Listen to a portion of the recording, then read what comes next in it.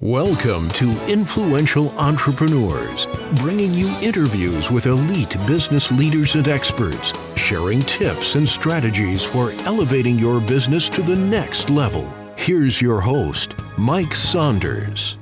Hello and welcome to this episode of Influential Entrepreneurs. This is Mike Saunders, the Authority Positioning Coach.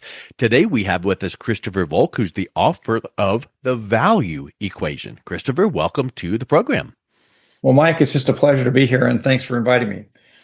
You're welcome. I want to hear all about what you do and hear about your work with the value equation. I always love when you hear phrases or words that make you think of something, and it's like, you know what? It's the age-old, don't compete on price, provide value. And that's what the measure of success is when you provide value to the market, you get compensated for it. So I'm excited to hear your take on that, but get us started with a little bit of your story and background, and how did you get into the industry? Yeah, so I've been in finance pretty much my whole business career. So I started off in commercial banking, and then one of my customers was based out of Arizona. So I moved from Atlanta to Arizona and started getting into the business of owning real estate and just renting it to people on a long-term basis. So we started off with chain restaurant assets, lots of fast food properties and casual dining properties, and then we went into automotive parts and service locations. And the idea was to tell people they were just better off having a landlord than a banker's, that if they wanted to really grow their businesses and make some money and create some wealth, that owning real estate was not the path there. I mean, the path was for us to own their real estate and rent it to them and allow them to actually grow their business faster. And we were able to do this, and we took that company public, and I became president of the company and grew it, and we sold that to GE. And then at the age of 47, I decided to be an entrepreneur. After being a part of GE for a year and a half, I just had to leave 350,000 people and go to work for myself. So I worked with some other folks to put together a company, and we grew that to own real estate and rent it back to people and help them grow their businesses. And we were successful. We did that on the New York Stock Exchange. The company did fine. And then later on, I sold that business, and then I started my third company doing kind of the same thing, but just a little bit better. And that company I ran for 10 years, and by the time I left, our biggest shareholder was Warren Buffett. So we've been really good at this, and we've helped a lot of companies grow, and we've done well for our shareholders. And I just decided that I wanted to take a change of life, and I wanted to write a book. So I wrote The Value Equation, and The Value Equation is basically a kind of a guide to how businesses create wealth. Basically, you're appealing to entrepreneurs, and entrepreneurs start businesses, and not all businesses create lots of wealth. So I'm there to try to help people to understand financially what it takes to make them to create a lot of wealth from businesses.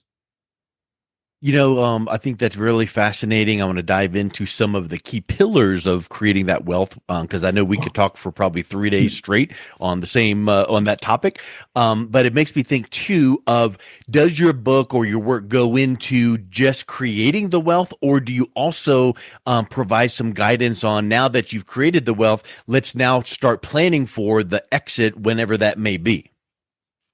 No, I don't get into the exit, and I don't get into tax planning or any of these. I mean, there's a lot of stuff on your program where people discuss that. My whole thing is just to give people kind of a roadmap to the financial ingredients that corporations need to have to create wealth. And if you look across the United States and really the world, I mean, if you're looking at multimillionaires, virtually all multimillionaires made their millions by owning stock in a business, and preferably, probably starting a business. I mean, I'm struck today, if I go to any sort of fancy neighborhood in any town, most of the fancy houses are not owned by doctors or lawyers. They're owned by people that start businesses. They're owned by entrepreneurs. And so the question is, what's the secret sauce that those people have in common that got them to this point? And basically, it was creating a business that ultimately became worth more than the cost to create, which a lot of companies don't get to that point. So, so I walk through the financial ingredients of getting a company to be worth more than the cost to create, and sort of helping people understand the importance of business models. You said a magical word there: model, framework, blueprint. Things like that that people need to keep in mind. And I like to think of it as the old saying, "Success leaves clues." And when you can have a framework that is proven to work, it is a template that can work in any industry. Do you find that some of your value equation frameworks work no matter what the industry is? They're universal. It doesn't matter what the Yeah. industry is. Um, and as you look at some of the just best companies in America, whether it's Apple Computer or whatnot, as you start to peel back these companies and look at the sort of financial underpinnings of their business models, these are companies that have like really magnificent business models, but people could be multimillionaires with way less quality of business than Apple Computer. I mean, you can, the bar doesn't have to be that high. And so I want to make sure that people get their feet grounded, that they don't have to try to go for the best possible businesses. I mean, the businesses I ran would never have made me a billionaire, and they're not the best businesses in the world, but I've done plenty well for myself, so I'm not worried. So let's talk a little bit about the value equation. Do you have specific number of frameworks or pillars, or is there, the top three, frameworks that you talk about? How does that work?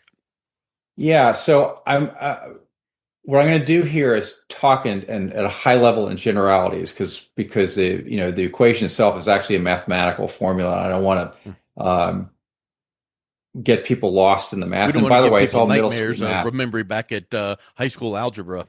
Yeah, well, it's all middle school math. It's not even high school algebra, right? So Okay, it's good. the cool thing about business is that you don't have to be a math whiz to do it. I mean, it's middle school math is all you need. But basically, when you peel back companies, they're kind of probably fewer than a dozen.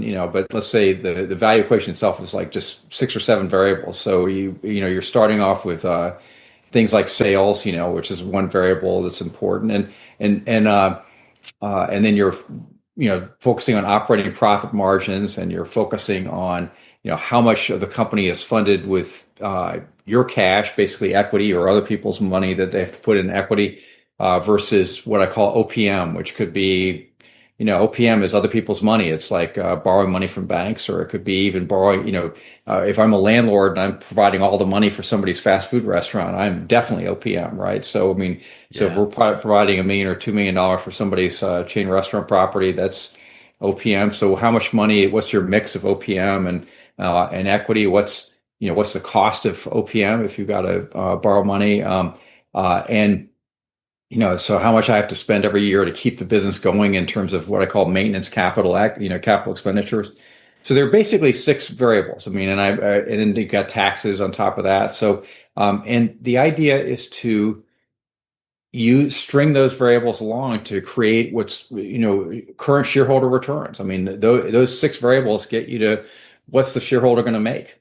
And Yeah. and businesses can tweak all these formulas. I mean, if you're the CEO of a company, you can, the first thing you got to do is create a great product that people want. But then the second thing you got to do is try to wrap that inside of the best business model you could possibly design. And the greatest business models deliver the greatest rates of return to shareholders. And so I'll give examples of all kinds of companies, and I'm doing a video series on it now, so your listeners can look this stuff up and see what it takes. I love the concept of OPM, other people's money. Um, but I think that sometimes a business owner might be a little reticent on that, because how much do you take on? How much risk do you take on? So how do you balance using other people's money, like borrowing, with accomplishing what you want to accomplish by balancing that risk and make sure that it is calculated risk versus just give me as much money as I can get? Yeah, well, that's a good question. I mean, and the word you used was calculated risk. So, I mean, and I've been all about calculated risk in terms of starting companies and trying to understand what it was going to take to make them work. And I always think that that when you're using OPM, there are all kinds of horror stories about people getting immersed in too much debt. I think that, or too much OPM in the case of my wording. And I think that the key is to run a business where you have, a reasonable margin for error, and you got to be able to make mistakes, and all businesses make mistakes. And you got to have reasonable margin for error. And if you borrow too much money, or if somebody is, and hopefully lenders have some discipline so they don't lend you too much, but sometimes lenders don't have discipline and they'll lend you too much. I mean, and it's up to people who are in business to understand, what is too much, and to understand that they have to have a reasonable margin for error. And of course, the companies I've run, have had, we've used, in terms of the mix of OPM, the last company I ran, we were using 40% OPM and 60% equity. So basically not, a pretty huge equity mix. But I've also done it where I've done 70% OPM and 30% equity, on the real estate side. So, and all these companies have worked well, and we've had good margins for error and all this stuff. But it's the margin for error piece you really got to focus on. It's kind of like leakage or waste, with, retail shops will say we have to factor in X% for shoplifting or waste, if it's a food produce business. So there's always going to be the things that fall between the cracks. If a business owner is reading a book looking to increase their value, what are the typical places that they are going to be starting with first to address? Because you can't do all things at once, but where are some of those gaps that they should be looking for first? Gosh, it's going to be every business is going to be a little bit different, right? So so you'll have businesses like discount retailers, like a Walmart, which is going to be a high volume, low margin business. Costco, high volume, low margin business. Then you're going to have software companies where you basically have a higher margin business, and you have less invested in machinery and equipment and real estate and so on, which is one of the reasons why software has been such a great business and why there's so many wealthy people who have made their money in technological businesses. And as you're looking at every industry and every business by themselves, you're thinking about where the low hanging fruit is. What can I do better? What should I take in house? What can I outsource? I always think too that, like, for me, I always like to think about what my key competencies are. So what am I really good at?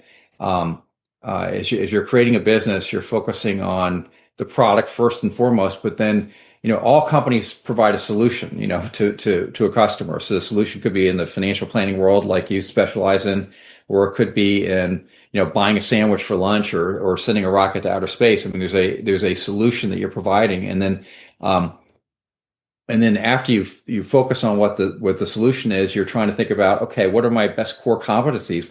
Why do customers want to go to me? I mean, why, and so I typically have tried to narrow my businesses down to sort of 4 or 5 core competencies.